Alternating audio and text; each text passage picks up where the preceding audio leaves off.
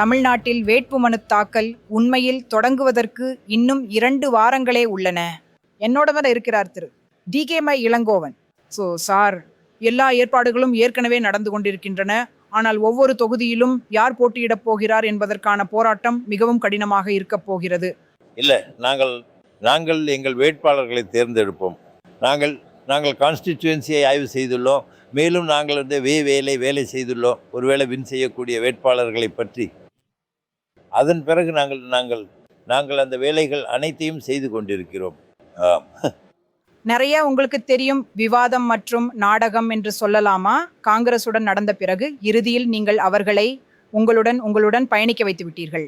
ஆனால் அடிமட்ட தொண்டர்கள் ஒருத்தருக்கொருவர் ஓட்டு செய்ய, ஒருவருக்கொருவர் ஆதரவளிக்க முடியுமா? காங்கிரஸ் திமுகவிற்கும், திமுக காங்கிரசிற்கும்? இல்லை, திமுக ஒவ்வொரு கூட்டணி கட்சிக்கும் உழைக்கும். நாங்கள் அவங்கள கைவிட மாட்டோம். ஏன்னா அவங்கள கைவிடுறது எங்களை மட்டுமே பாதிக்கும். ஆமாம். அதனால நாங்கள் அவங்கள விட்டுவிட மாட்டோம். மேலும் காங்கிரசுக்கும் திமுகவுக்கும் இடையே கூறப்பட்டவை காங்கிரஸ் தலைவர்களால் கூறப்பட்டதல்ல. டிஎன்ஜிசி தலைவரோ அல்லது ஐசிசி தலைவரோ அந்த விஷயங்களை பற்றி பேசவில்லை. பாட்டில் உள்ள சிலர் இதை பற்றி பேசிக்கொண்டிருந்தார்கள். எனவே எங்களுடைய உண்மையில அவர்கள் வேலை செய்ய வேண்டும் என்ற நிலையில தொண்டர்களிடையே பிளவு இருக்கிறதா?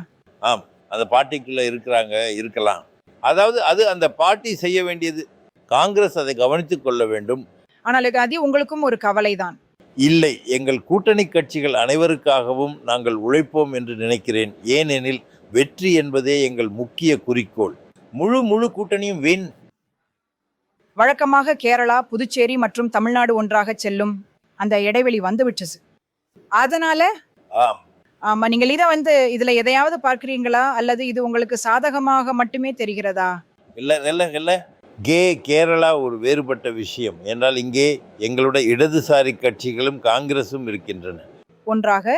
அங்கே அவர்கள் எதிர்கட்சிகள். அதனால் கேரளா வேறுபட்டது. பாண்டிச்சேரியில் நாங்கள் அவங்களுடன் செல்வோம். இல்லை, பிரச்சனை இல்லை. பாண்டிச்சேரியில் கூட காங்கிரஸில் உள்ள சிலர் தான் அதை பற்றி பேசுகிறாங்க. ஆனால் நாங்கள் இந்த தாமதம் சில ஆய்வாளர்கள் என்ன சொல்லுகிறார்கள் என்றால், திருட்டோட்வை சம்மதிக்க வைக்க முயற்சி செய்ய தேசிய ஜனநாயக கூட்டணிக்கு அதிக நேரம் வேண்டும் என்பதால் தான் விஜயை தங்கள் பக்கம் கொண்டு வர இருக்கலாம். அவங்க முயற்சி பண்ணுறாங்க. அவருக்கு அழுத்தம் கொடுக்கிறார்கள். பாருங்கள், ஒரு பார்ட்டியை கூட்டணிக்கு கொண்டு வருவதற்கான முயற்சி 2 வழிகளில் உள்ளது. மேலும் பொதுவாக பாஜக பின்பற்றும் வழி நமக்கு தெரியும். அது ஒரு வாஷிங் மெஷின் வழி. அதனால் அவருக்கு அழுத்தம் கொடுக்கிறார்கள். பார்க்கலாம். அதனால அவர் நேற்று டெல்லிக்கு சென்று வெளியே அங்குள்ள கூட்டத்தை பார்த்து கையசைத்தார். நான் இன்னும் தைரியமாக இருக்கிறேன், பயத்தில் பதுங்கவில்லை என்று அவர் சொல்ல முயற்சிக்கிறாரா? எனக்கு தெரியாது, பார்க்கலாம். என்ன மாதிரியான அழுத்தம் வருகிறது பார்க்கலாம். ஆனா தசமா, அதுதான் இந்த எலெக்ஷனின் இயக்கவியலை மாற்றிவிடும். டிவிகே என்டிஏ ஒன்றிணைந்தால். ஆம், யார் பாஜகவில் சேர்ந்தாலும் லூஸ். அதில் திமுகவும் அடங்கும். நாங்கள் 2001 தோற்றிருந்தோம். என்னால் நாங்கள் பாஜகவில் சேர்ந்திருந்தோம். நீங்கள் தேர்தல் அறிக்கை கூட்டங்கள் குறித்தும் பேசுகிறீங்க. நிச்சயமா அதை நீங்க கொண்டு வரவிருக்கிறீங்க. அப்படி ஏற்கனவே உங்களுடைய அரசாங்கம் பல பல பல திட்டங்களை தந்து கொண்டிருக்கிறது. இப்படி உங்களால் புதுசா என்ன செய்ய முடியும்? ஏனென்றால் நீங்கள் செய்கிறதை மற்ற மாநிலங்கள் பின்பற்ற முயன்றிருக்கின்றன. அது பெண்களுக்கான, உங்களுக்கு தெரியும், பெண்களுக்கு கையில கொடுக்கப்படும் பணமாக இருந்தாலும் சரி, அல்லது இந்த இலவச பேருந்து திட்டமாக இருந்தாலும் சரி, இப்போது உங்களால் கூடுதலாக என்ன சேர்க்க முடியும்?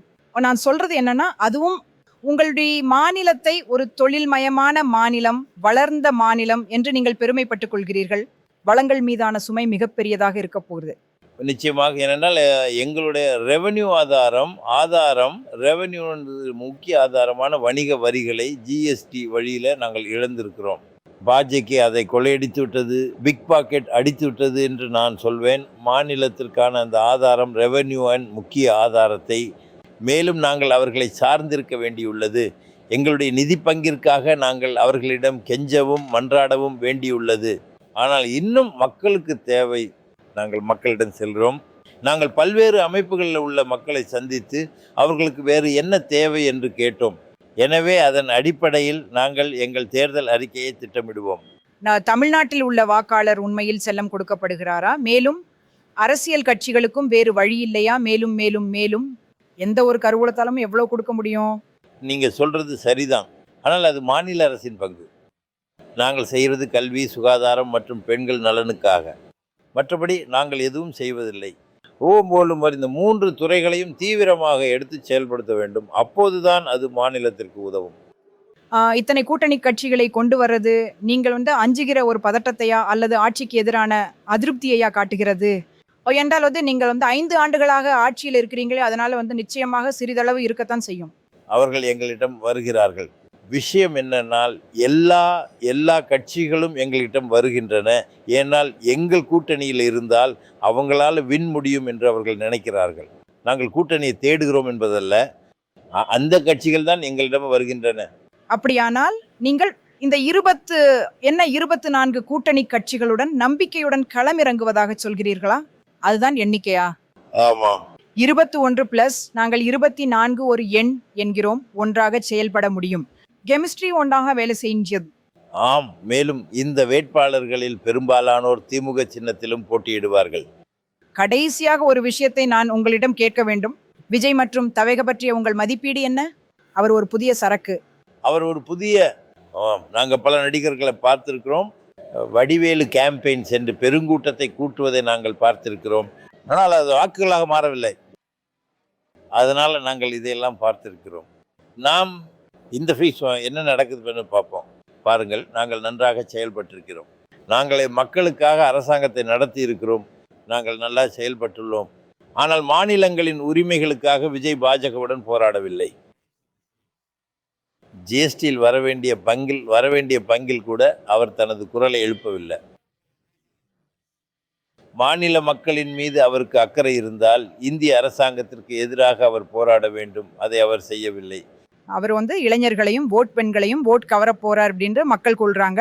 அதற்கு உங்களிடம் ஏதாவது குறிப்பிட்ட எதிர் உத்தி உள்ளதா? இல்லை, அதை நாங்கள் பார்த்துக் கொள்வோம். எங்களுடைய ஆட்கள் களத்தில் இருக்கிறார்கள், நாங்கள் அதை பார்த்துக் கொள்வோம். ஆனால் எல்லா இளைஞர்களும் பெண்களும் அவரிடம் செல்வார்கள் என்று நீங்கள் சொல்ல முடியாது. அவருடைய ரசிகர்கள் அவருடைய செல்லக்கூடும், அவ்வளவுதான். நன்றி சார். திமுக அந்த அறிக்கையில இன்னும் உறுதியாக இருக்கிறது. தேர்தல் அறிக்கையிலும் புதிதாக ஒன்றை வழங்கப் போவதாக அவர்கள் கூறுகிறார்கள். மேலும் ஆட்சியில் இருந்த போதிலும் மே மாதம் 4ஆம் தேதி அவர்களின் செயல்திறன்தான் அவர்களை வெற்றி கரை சேர்க்கப் போகிறது என்று நம்புகிறார்கள்.